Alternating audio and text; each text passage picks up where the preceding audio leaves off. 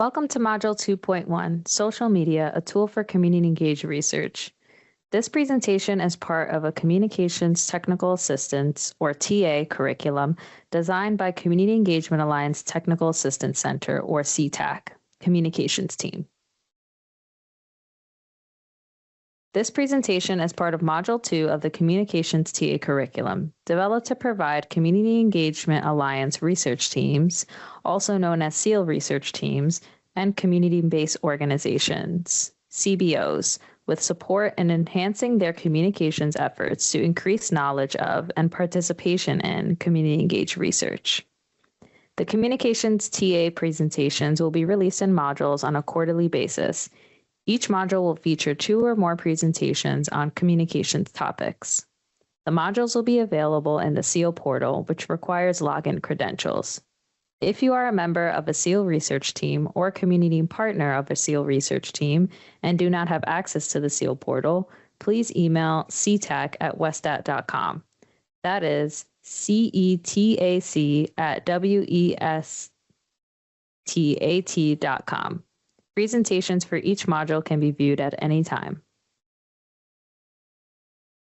The learning objectives of this presentation are to ensure that CEAL research teams and CBOs understand the power of social media, consider how social media can support your work as a community-engaged researcher, become familiar with social media best practices, and access free social media resources. To begin, we'll start with talking about what social media is and how it can be leveraged in your work. Social media is a digital technology that allows for sharing ideas and information through text and visuals throughout virtual networks and communities. According to Statista, as of October 2024, there are over 5 million people using social media across the world. According to Batlinko, 70.1% of the total US population actively uses social media. That is 239 million people. According to the Pew Research Center, over 50% of Americans get their news from social media. And according to Market US Media, over 80% of internet users aged 18 to 49 have reported seeking health information on social media platforms. So why do community organizations or researchers use social media? Community organizations or researchers can use social media to inform with public health-related messaging. They can use it to recruit for research studies or events. They can also use it to engage with their community by interacting with content shared on the platforms and also answer their questions and respond to comments on the platform.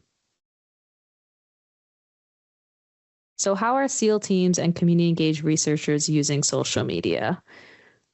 The California CEAL team leveraged platforms that their priority communities use, like WhatsApp and Facebook, to perform their outreach activities from September 2020 to May 2023.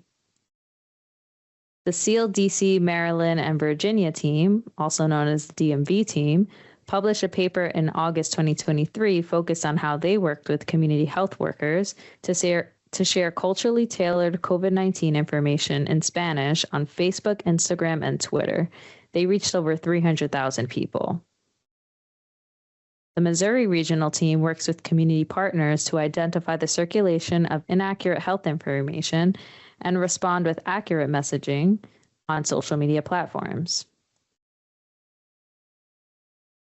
So how can social media support your community engagement work and research? First, you need to be clear on your key objectives and goals, and then think about how social media can support them. For example, your goals may be to recruit young people for a research study, or to increase awareness of your organization as a trusted resource for accurate health information. The next thing to think about is who your target audience is. Are they on social media, and if so, what platforms? We'll get into some quick snapshots of different platforms in the next few slides. Another thing to consider is your team's bandwidth. This will dictate how many platforms you have a presence on, and maybe you'll decide to focus on one platform over another. After considering how social media can support your community engagement work and research efforts, you'll now need to decide on what platforms to focus on. So, to answer the questions what platforms you should be on, that really depends on who you are trying to reach. Here are some snapshots of popular social media channels that can help you decide. The first one is LinkedIn. LinkedIn is a professional social media network with 1 billion members. Their largest age group is 25 to 34-year-olds. More than half of their members have at least a bachelor's degree, and at least half of their members' households earn more than $75,000 a year.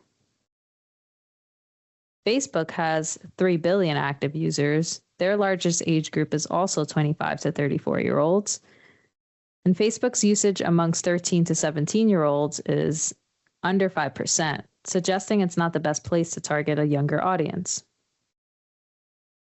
Instagram has 2 billion active users. Their largest age group is 18 to 24-year-olds. So Instagram maintains a firm hold on both the Gen Z and millennial populations. These age groups make up roughly 2/3 of their base. X, formerly known as Twitter, has 368 million active users. Their largest age group is 25 to 34-year-olds. Something to keep in mind is that after their rebranding to X, the platform has seen a 13% decline in daily active users. But while X is declining, other similar platforms like Threads and Blue Sky are seeing an increase. Blue Sky has recently surpassed 20 million users, and Threads recently surpassed 200 million active users, and both platforms are growing. So while it's important to pay attention to what platforms look like before deciding to nurture a presence there, it's also important to continue to assess and reassess whether the platform you're active on is still a good fit to reach your audience. So now that your goals are clear, your target audience is clear, and you've decided what platforms to choose, what's next? It's time to brush up on some social media best practices. So some key considerations to keep in mind when writing social media messages, also known as copy, are to 1, make sure your messaging is in a language your audience understands. If you're recruiting a specific demographic or community that primarily speaks a language other than English, you should share that message in a language that would appeal to them. Second is writing an active voice and using plain language. When writing an active voice means making the subject of a sentence perform the action of the verb, meaning the subject is the doer of the action in the sentence. So an example of a sentence in passive voice would be, the workshop was led by community members. Active voice would sound like, community members led the workshop. Plain language refers to the communication that is clear, concise, and easily understood by the intended audience. Plain language uses everyday words and sentence structures to make information accessible to anyone reading or hearing it without requiring specialized knowledge or interpretation. Essentially, it means writing and speaking in a way that's straightforward and easy to understand. Third is you can encourage interaction and engagement with your posts by including a call to action, like comment below or click here to learn more. Fourth is to keep your audience engaged in the message by avoiding repetition of the same language in your copy and your image. You can use your image to build upon the message instead of repeating it. How do we keep accessibility top of mind when sharing social media messages? One way is including alternative text or alt text for images. Alt text is a written description of an image or other visual content that helps people who are visually impaired and use screen readers to understand what is being conveyed. Second way is to use camel case for hashtags, which capitalizes the first letter of each word in a hashtag. This ensures that people who are visually impaired and use screen readers can understand what's being conveyed. Third is to be aware of color contrast when creating images. Color contrast describes the difference between different color hues. Sufficient color contrast is essential for accessibility and readability, especially for individuals with impaired vision or color deficiencies. Fourth is to consider reaching audiences in low broadband areas by sharing text-only posts on platforms like X and Facebook. Now that we've brushed up on some best practices, we can talk about strategies and tactics for working with social media algorithms. A social media algorithm is a complex set of evolving rules and calculations that social media platforms use to personalize feeds to keep their users engaged. Each social media platform has a unique algorithm that dictates what we see and what we don't see on our unique feeds. So if algorithms control where our content ends up, what are some strategies and tactics to make sure the algorithm's working for us? One way is to use different content types, like video, graphics, animations, and more. This ensures that you reach people with different viewing preferences. Second strategy is to reuse and repeat content and messaging. For example, if you're recruiting for a study or hosting an event, don't just post about it once. Post about it multiple times and in different ways. You can also keep engagement top of mind. Like and comment on content that aligns with your objectives and target audiences. Follow and engage with your partners, community leaders, etc. This can not only encourage a follow back, but also engaging with their content can signal to the algorithm that your accounts are connected and increase the relevancy of your content to your target audiences. Also, encourage conversation, respond to relevant questions, ask viewers to comment, for example, if they've registered for an event. These activities signal engagement and relevancy of your post to the algorithm, pushing it out to more viewers on the platform. When responding to comments, we recommend encouraging respectful dialogue and responding to questions with accurate information using federal resources. So what are some best practices and strategies in action? Let's look at some examples together and discuss how we can optimize content. One way to optimize your content is to make the value of the information you are sharing very clear to your audience. On the left is a screenshot of an example social media post promoting a community health worker training. The graphic has the title of the event, the date, the time, and the location. So, what works well in this post? The graphic highlights key event information like date, time, and location. The hashtags they use are in camel case, and a call to action is included. The copy says, "Join New Jersey CEAL." How can we optimize this content? This post doesn't describe what the event is about, who should attend, and why. So to make the value of this event clear to your target audience, you should answer the following questions. Why should I attend this event? What can I take away from the event? Where and how can I register?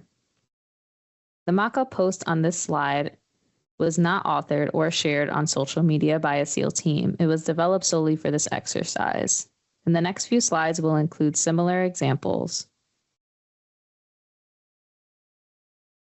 Another way to optimize your content is to keep engagement top of mind. On the left, you'll see a screenshot of an example social media post that promotes a list of upcoming community events. What works well about this post? Well, unlike the previous example, the value is clear. Viewers know what they gain if they attend any of the events listed because there's a little description on each of them. There's also a call to action, explore the upcoming events. That works well. But how can we optimize this content?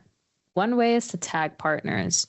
So you can see that in their community health worker workshop, they're partnering with New Jersey Health First. They can tag them in this post. So there's also too much information on one graphic, which can overwhelm a viewer. So they can consider using a different content type, like a carousel, which is a collection of images that can help them break up the information.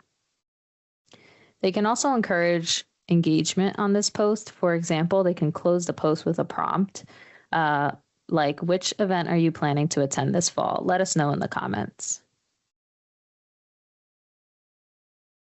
Keeping best practices for social media copy top of mind can also optimize your content.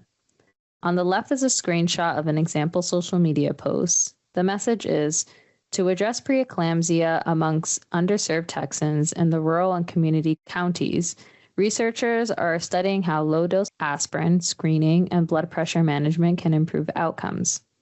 A link is included at the end of the post, and a photo is used of a pregnant person with their eyes closed and their hands on the side of their face in distress.